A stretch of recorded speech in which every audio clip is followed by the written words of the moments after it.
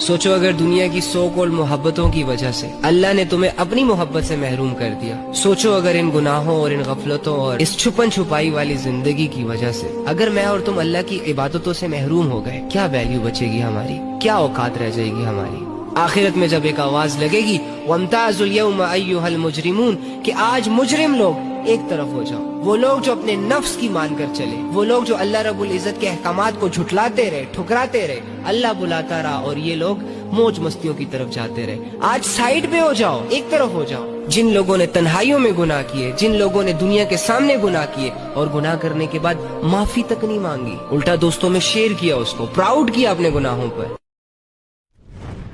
مولا میں